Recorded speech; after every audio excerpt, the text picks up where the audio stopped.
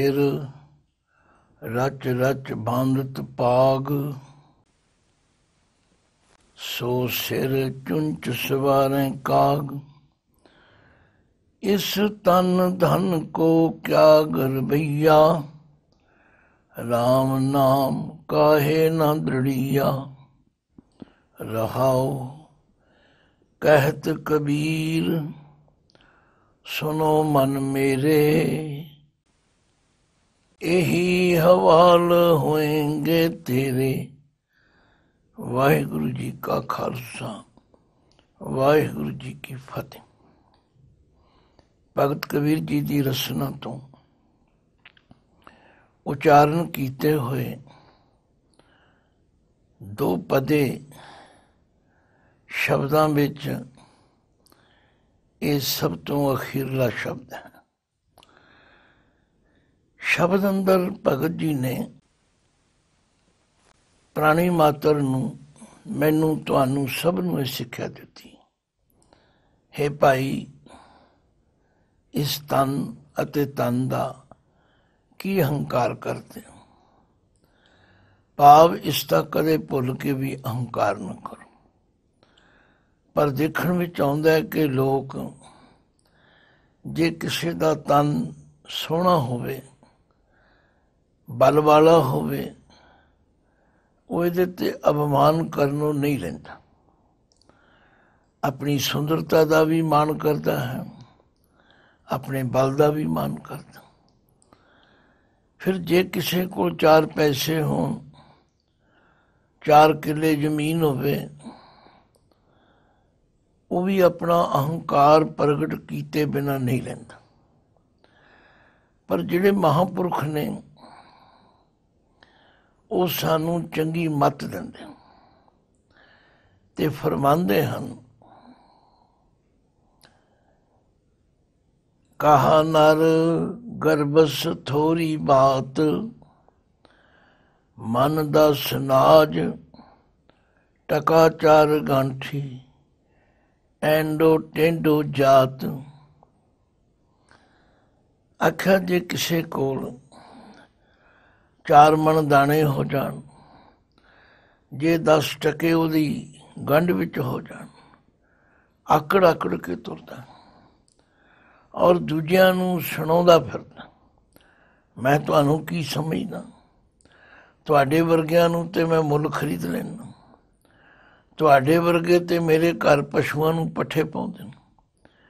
ਇਹ ਸਭ ਅਹੰਕਾਰ ਦੀਆਂ ਗੱਲਾਂ ਹਨ ਔਰ ਇਹ ਆਮ ਤੌਰ ਤੇ ਅਸੀਂ ਆਪਣੇ ਇਰਦ ਗਿਰਦ ਵਿੱਚ ਦੇਖਦੇ ਹਾਂ।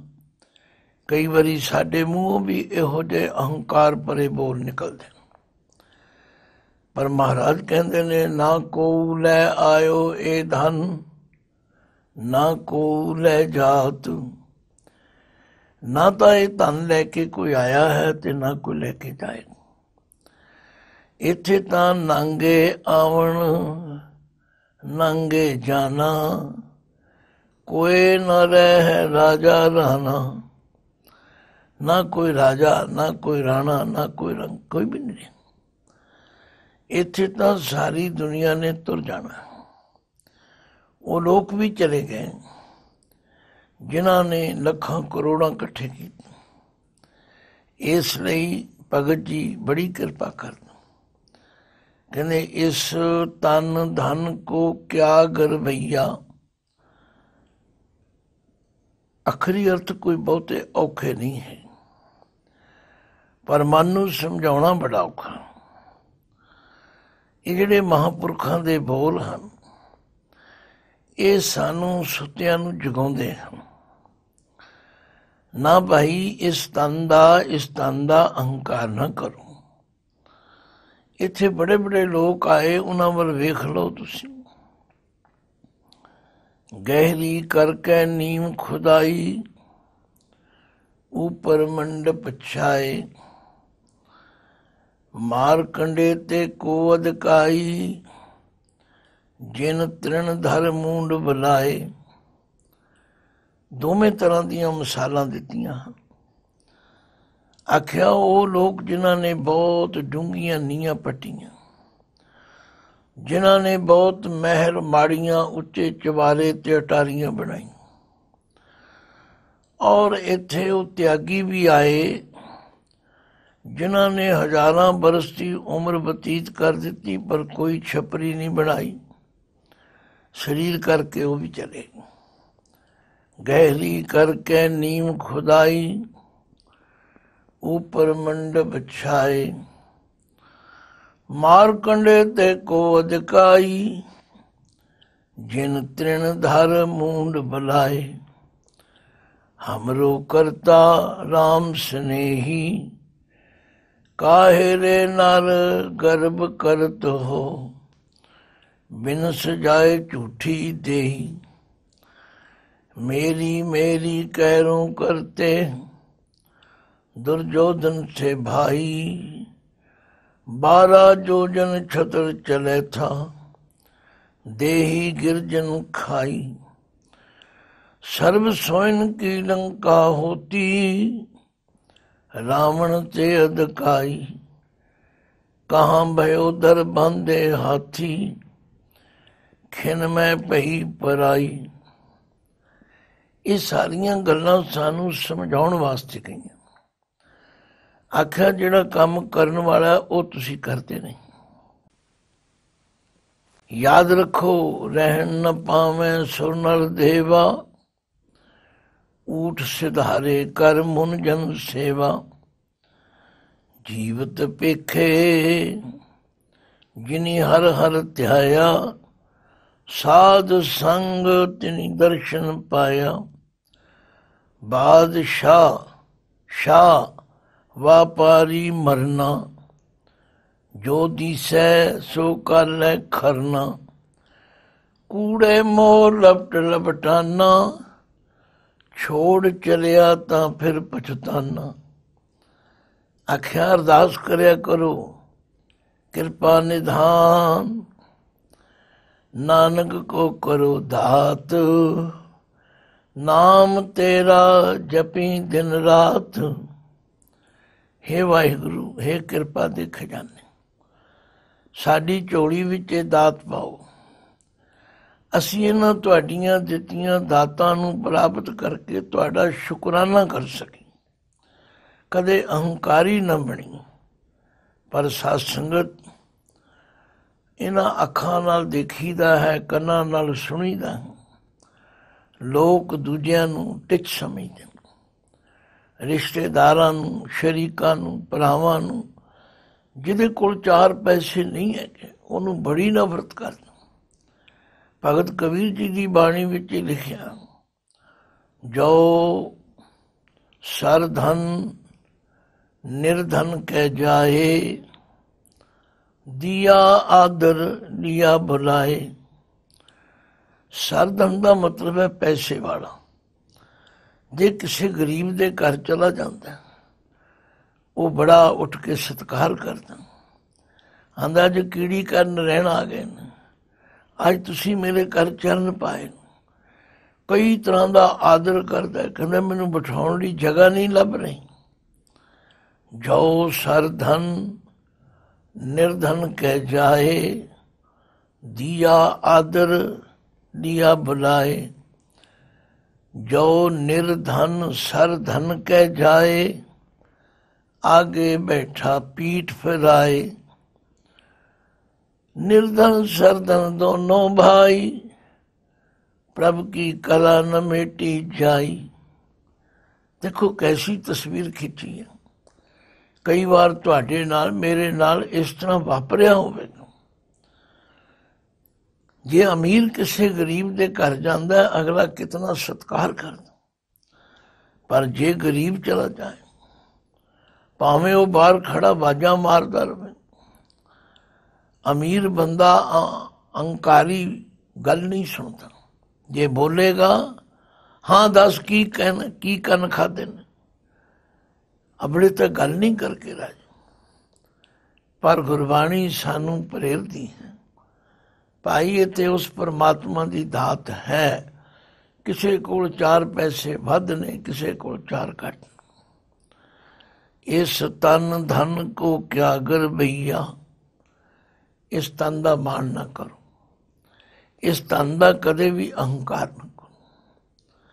ਇਸੇ ਲਈ ਪੁਰਾਣੇ ਬਜ਼ੁਰਗ ਕਿਹਾ ਕਰਦੇ ਸਨ, ਭਾਈ ਇਹ ਧਨ ਜਿਹੜਾ ਹੈ ਇਹ ਤਾਂ ਢਲਦੇ ਪਰਛਾਵੇਂ ਨੇ। ਇਹ ਜਿਹੜਾ ਤਨ ਹੈ, ਜਵਾਨੀ ਹੈ, ਬਲ ਹੈ, ਇਹ ਤਾਂ ਧੁੱਪ ਛਾਂ ਹੈ। ਇਹਨੇ ਤੇ ਇੱਕ ਦਿਨ ਢਲ ਜਾਣਾ, ਤਬਦੀਲ ਹੋ ਜਾਣਾ। ਇਸ ਲਈ ਇਹਦਾ ਭੁੱਲ ਕੇ ਵੀ ਅਹੰਕਾਰ ਨਾ ਕਰੋ।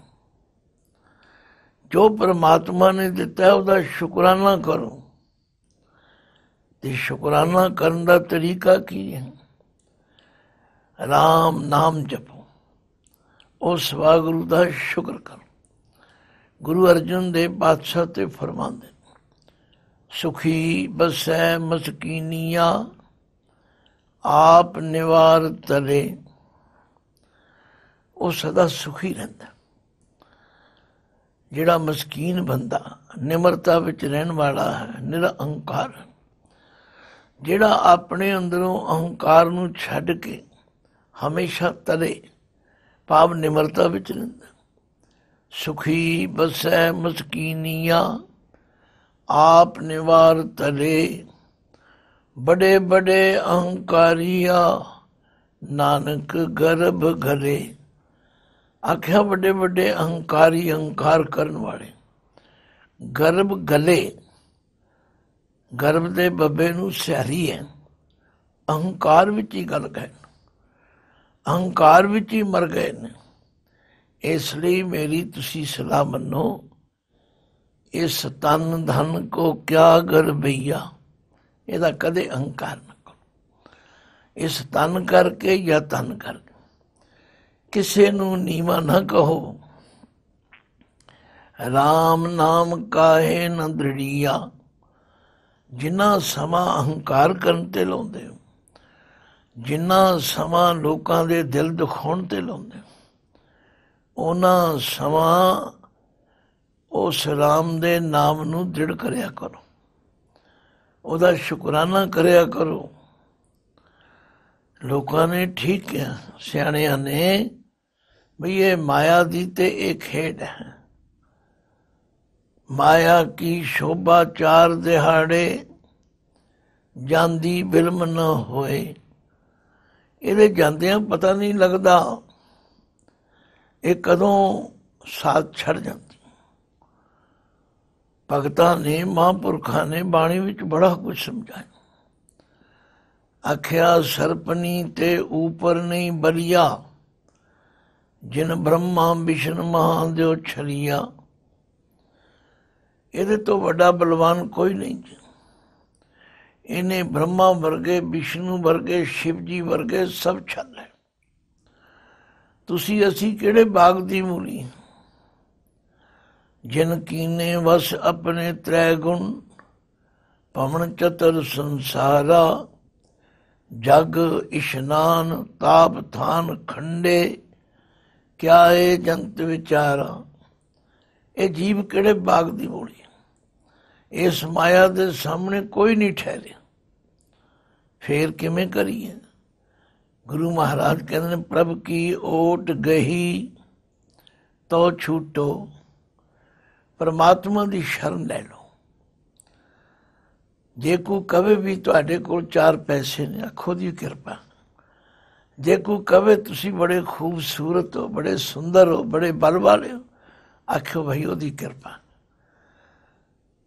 तो प्रभ की शरण गई तो छूटो, साध प्रसाद हर हर हर गाए, बिखे ब्याद तब हूटो।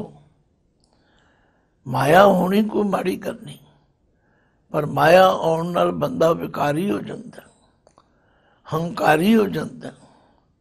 आख्या जे परमात्मा की शरण ले लो, फिर ये विखे विकार, ये भैड़े विचार रुक जाते। तो भगत कबीर जी इस शब्द दियां रहाओ दियां पंक्तियां विच कहंदे, इस तन धन को क्या गरबैया, राम नाम काहे न दृढ़िया। भाई राम दे नाम नू क्यों नहीं दृढ़ करना। राम सिमर ਪਛਤਾਹੇਂਗਾ। हे ਮਨਾ ਪਰਮਾਤਮਾ ਨੂੰ ਯਾਦ ਕਰ, ਨਹੀਂ ਤੇ ਪਛਤਾਉਣਾ ਪਵੇਗਾ।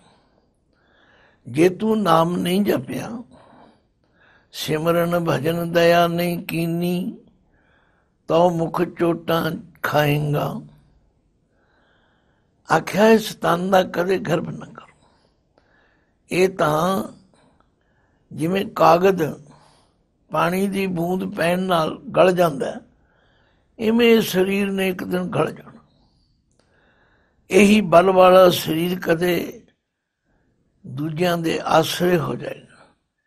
ਇਹਦੇ ਕੋਲ ਉੱਠਿਆ ਨਹੀਂ ਜਾਣਾ, ਤੁਰਿਆ ਨਹੀਂ ਜਾਣਾ। ਇਸ ਲਈ ਭਗਤ ਕਬੀਰ ਜੀ ਨੇ ਬਾਣੀ ਵਿੱਚ ਸਾਨੂੰ ਸਮਝਾਇਆ। ਆਖਿਆ ਜਿਹੜਾ ਕਰਨ ਵਾਲਾ ਕੰਮ ਹੈ ਉਹ ਕਰੋ। ਇਸ ਤਨ ਧਨ ਕੋ ਕਿਆ ਗਰਵਈਆ, ਰਾਮ ਨਾਮ ਕਾਹੇ ਨ ਦ੍ਰਿੜੀਆ। ਜੇ ਸਿਰ ਰਚ ਰਚ ਬੰਧਤ ਭਾਗ, ਸਿਰ ਦੇ ਰਾਰੇ ਨੂੰ ਸਿਆਰੀ ਹੈ। ਜਿਸ ਸਿਰ ਉੱਤੇ ਬਈ ਪੱਗ ਬੰਨ੍ਹਣੀ ਤੇ ਕੋਈ ਮਾੜੀ ਨਹੀਂ, ਦਸਤਾਰ ਸਜਾਉਣੀ ਕੋਈ ਮਾੜੀ ਨਹੀਂ। ਪਰ ਕਈ ਵਾਰੀ ਵੇਖੀਦਾ ਜਿਹੜੇ ਬਾਂਕੇ ਬੰਨ੍ਹਣ ਵਾਲੇ ਨੇ, ਉਹ ਪੱਗ ਬੰਨ੍ਹਦਿਆਂ ਹੀ ਕਿੰਨਾ ਕਿੰਨਾ ਟਾਈਮ ਲਾਉਂਦੇ। ਇੱਕ ਵਾਰੀ ਬੰਨ੍ਹਦੇ ਨੇ, ਫਿਰ ਢਾਉਂਦੇ ਨੇ, ਫਿਰ ਬੰਨ੍ਹਦੇ ਨੇ, ਫਿਰ ਢਾਉਂਦੇ ਨੇ। ਇਸੇ ਗਲਤੀ ਟਾਈਮ ਲਾਈ ਜਾ। ਭਾਈ ਪੱਗ ਤੇ ਬੰਨ੍ਹਣੀ ਹੈ ਸਿਰ ਢੱਕਣ ਵਾਸਤੇ, ਪੱਗ ਤੇ ਬੰਨ੍ਹਣੀ ਹੈ ਸਮਾਜਿਕ ਤੌਰ ਤੇ ਆਪਣੇ ਭਾਈਚਾਰੇ ਵਿੱਚ ਸ਼ਾਨ ਲਈ, ਸ਼ੋਭਾ ਲਈ। ਪਰ ਨਿਰਾ ਇਹਨੂੰ ਚਿਣ ਚਿਣ ਕੇ ਬੰਨੀ ਜਾ। ਭਗਤ ਜੀ ਕਹਿੰਦੇ ਨੇ ਜੇ ਸਿਰ ਰਚ ਰਚ ਬੰਧਤ ਭਾਗ, ਜਿਹੜੇ ਸਿਰ ਤੇ ਰਚ ਰਚ ਕੇ ਚਿਣ ਚਿਣ ਕੇ ਗਿਣ ਗਿਣ ਕੇ ਪੱਗ ਬੰਨ੍ਹਦੇ, ਇਹਦਾ ਹਸ਼ਰ ਪਤਾ ਕੀ ਹੋਵੇਗਾ। ਸੋ ਸਿਰ ਚੁੰਚ ਸਵਾਰੇ ਕਾਗ। ਕਹਿੰਦੇ ਨੇ ਭਗਤ ਜੀ ਤੇ ਚੰਗੀ ਮੱਤ ਦਿੰਦੇ ਸਨ। ਕੋਈ ਹੰਕਾਰੀ ਬੰਦਾ ਸੀ, ਉਹਨੂੰ ਸਮਝਾਉਣ ਲੱਗ ਪਏ, ਭਾਈ ਜਿੰਨਾ ਟਾਈਮ ਤੂੰ ਪੱਗ ਬੰਨ੍ਹਣ ਤੇ ਲਾਉਣਾ, ਉਹਨਾਂ ਟਾਈਮ ਤੂੰ ਸਤਸੰਗਤ ਵਿੱਚ ਆਇਆ ਕਰ। ਆਂਦਾ ਭਗਤ ਜੀ ਇਹ ਵਿਹਲਿਆਂ ਦਾ ਕੰਮ ਹੈ, ਤੁਸੀਂ ਕਰੀ ਜਾਓ, ਮੈਨੂੰ ਤੇ ਪੱਗ ਬੰਨ੍ਹਦਿਆਂ ਬੜਾ ਟਾਈਮ ਲੱਗ ਜਾਂਦਾ। ਕਹਿੰਦੇ ਕੁਝ ਸਮਾਂ ਪਾ ਕੇ ਉਸ ਬੰਦੇ ਦੀ ਮੌਤ ਹੋ ਗਈ। ਕਿਉਂਕਿ ਕੁਝ ਲੋਕ ਸੰਸਕਾਰ ਕਰਦੇ ਨੇ, ਕੁਝ ਦਫਨਾਉਂਦੇ ਨੇ। ਤੇ ਹੁਣ ਦਫਨਾਉਣ ਨਾਲ ਤੇ ਜਿਹੜਾ ਸਰੀਰ ਹੈ ਉਹ ਕਈ ਵਾਰੀ ਕਈ ਦੇਰ ਬਾਅਦ ਉਹ ਹੱਡੀਆਂ, ਉਹ ਸਿਰ ਦੀ ਖੋਪਰੀ ਰੁਲਦੀ ਦੇਖੀ। ਕਹਿੰਦੇ ਕਬੀਰ ਜੀ ਲੰਘੇ ਤੇ ਕੀ ਦੇਖਿਆ, ਉਸੇ ਬੰਦੇ ਦੀ ਖੋਪਰੀ ਤੇ ਬੈਠਾ ਹੋਇਆ ਕਾਂ ਆਪਣੀ ਚੁੰਝ ਸਵਾਰ ਰਿਹਾ। ਦੇਖੋ ਸਮਝਾਉਣ ਦਾ ਤਰੀਕਾ ਹੈ। ਅੱਜ ਲੋਕ ਸਮਝਣ ਦੀ ਬਜਾਏ ਬਸ ਕਿੰਤੂ ਪਰੰਤੂ ਕਰਦੇ। ਵਾਲ ਦੀ ਖੱਲ ਲਾਉਣਗੇ, ਇਹ ਕਿਵੇਂ ਹੋ ਸਕਦਾ, ਇਹ ਕਿਵੇਂ ਨਹੀਂ ਹੋ ਸਕਦਾ। ਪਹਿਲੀ ਗੱਲ ਤੇ ਮੈਨੂੰ ਤੁਹਾਨੂੰ ਕਿਸੇ ਨੂੰ ਪਤਾ ਹੀ ਨਹੀਂ। ਕਬੀਰ ਕਿਆ ਜਾਣਾ ਕਿ ਵਹ ਮਰੇਂਗੇ, ਕੈਸਾ ਮਰਨਾ ਹੋਏ। ਕਈ ਵਾਰੀ ਐਕਸੀਡੈਂਟ ਵਿੱਚ ਸਰੀਰ ਦੇਖੇ, ਰਗੜੇ ਗਏ, ਮਾਰੇ ਗਏ, ਕੋਈ ਲਾਸ਼ ਚੁੱਕਣ ਵਾਲਾ ਨਹੀਂ। ਕਈ ਵਿਚਾਰਿਆਂ ਦੇ ਸਰੀਰ ਦੇ ਟੁਕੜੇ ਟੁਕੜੇ ਹੋ ਜਾਂਦੇ। ਫਿਰ ਉੱਥੇ ਕੀ ਹੁੰਦਾ, ਕਾਂ ਆ ਕੇ ਬੈਠਦੇ ਨੇ, ਉਹ ਚੁੰਝਾਂ ਮਾਰਦੇ। ਗੱਲ ਕੀ ਕਬੀਰ ਜੀ ਜਿਸ ਭਾਵ ਨਾਲ ਕਹਿ ਰਹੇ ਨੇ ਅਸੀਂ ਉਹਨੂੰ ਸਮਝੀਏ। ਭਈ ਜਿਤਨਾ ਸਮਾਂ ਤੁਸੀਂ ਸਿਰ ਤੇ ਪੱਗ ਬੰਨ੍ਹਣ ਤੇ ਲਾਉਂਦੇ, ਉਹਨਾਂ ਸਮਾਂ ਪਰਮਾਤਮਾ ਦੇ ਸਿਮਰਨ ਤੇ ਲਾਓ। ਜੇ ਸਿਰ ਰਚ ਰਚ ਬੰਧਤ ਭਾਗ, ਸੋ ਸਿਰ ਚੁੰਚ ਸਵਾਰੈ ਕਾਗ। ਇੱਥੇ ਸਵਾਰੈ ਤੇ ਕਾਗ, ਕਾਗ ਦਾ ਗੱਗਾ ਵੀ ਮੁਕਤ ਹੈ, ਬਹੁਵਚਨ। ਭਾਵ ਉਸ ਸਿਰ ਦੀ ਖੋਪਰੀ ਤੇ ਬਹਿ ਕੇ ਜਿਹੜੇ ਕਾਂ ਹਨ ਉਹ ਆਪਣੀਆਂ ਚੁੰਝਾਂ ਸਵਾਰਦੇ, ਸਾਫ਼ ਕਰਦੇ। ਇਸ ਤਨ ਧਨ ਕੋ ਕਿਆ ਗਰਵਈਆ, राम नाम काहे न दृढ़िया रहाओ। कहत कबीर सुनो मन मेरे, क्योंकि गल ते सारी मन दी है। मन मन जाए, मन समझ जाए तो सारे काम सौर जाते। इस लिए गुरबाणी विच बहुता उपदेश जिहड़ा मन प्रथाए कीता। धन गुरु तेग बहादुर जी ने ते सारी बाणी मन प्रथाए कही। कहो नानक सुन रे मना, कहो नानक सुन रे मना। भगत जी भी कहते हैं कहत कबीर सुनो मन मेरे, हे मेरे मन तू ध्यान नाल सुन, यही हवाल होएंगे तेरे। जे तू परमात्मा दे नाम का सिमरन नहीं करता ते तेरा हाल भी इहो ही होवेगा। एक समझाउण दा तरीका है सत्संग। शब्द दीआं पंक्तियां ते सिर्फ 6 हैं, पर जे असीं इन्हां पंक्तियां याद करके अपने हिरदे विच वसा लईए ते वध तो वध समा परमात्मा का सिमरन करिए। ठीक है, दस्तार मैं भी सजाउणा, दस्तार तुसीं भी सजाओ। बड़ी एक चुटकले की गल याद आई।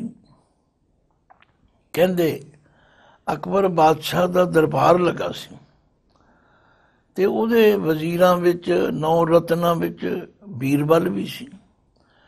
कहंदे बीरबल सीधी पदरी जी पग बन के आ जांदा सी ते बाकी दे जिहड़े सन वो बड़ियां कोट कोट के बनते हैं। एक दिन अकबर बादशाह पुछन लगा बीरबल ये की गल, तेरी पग बड़ी सीधी सादी जी हुंदी, ढिली ढिली जी, आ सारे वधिया पग बन के आउंदे। बीरबल कहंदे ने हाजिर जवाब बड़ा सी। आंदा बादशाह सलामत, ये सारे जनानियां कोलों बना के आउंदे ने ते मैं आप बन के आउना। कहंदे किवें?